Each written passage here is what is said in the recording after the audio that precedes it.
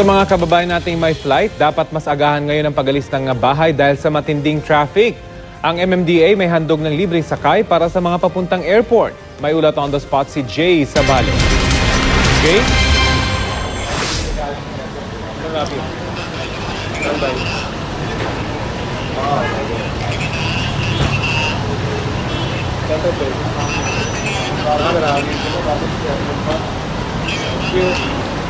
Rafi, umarangkada na nga ngayong umaga ang libreng sakay ng MMDA para sa ating mga kababayang pasahero ng papuntang paliparan.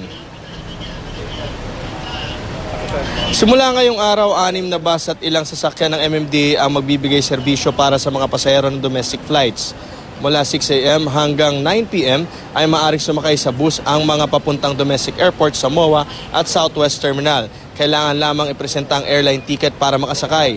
Kung kinakailangan ng magmadali at umalis papuntang airport, maaari raw gamitin ang mas maliliit na sasakyan ng MMDA sa lugar na maaari ring escortan. Basta reasonable lamang daw ang oras. Huwag naman daw darating rito ng 30 minutes or less na ang oras ng flight. Libre ang sakay rito kaya malaking tulong daw ito sa mga pasahero. Bukod riyan, malaki rin daw ang maibabawas sa sasakyan sa lansangan kung ito ay tatangkilikin. Imbis daw kasi na maghahatid pa sa airport gamit ang kanya-kanyang sasakyan, pwede silang sumakay rito.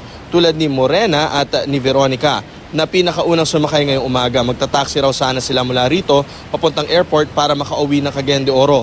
Pero dahil nakita nila ang mga bus ay dito na lamang sila sumakay.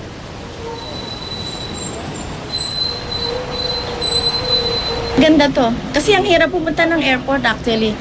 Mga taxi, hindi mo minsan nakakatakot sumakay. Dapat magta-taxi kami, kaya lang baka kung saan kami dalhin. Malaking bagay kasi sa halip na maghatid tayo lahat, dito nyo na lang ihatid sa MOA, bahala na kami mag-deliver sa 4 na airport natin.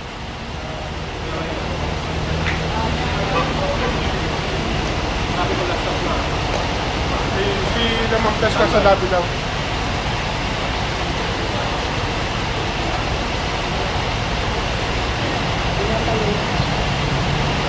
Paalala naman ng MMDA na ang naturang libreng sakay ay para sa mga pasaherong sasakay ng kanilang flight. Kung may mga well-wishers naman daw, nasa 1 hanggang 2 lamang ang kanilang pahihintulutang sumakay dito sa kanilang bus.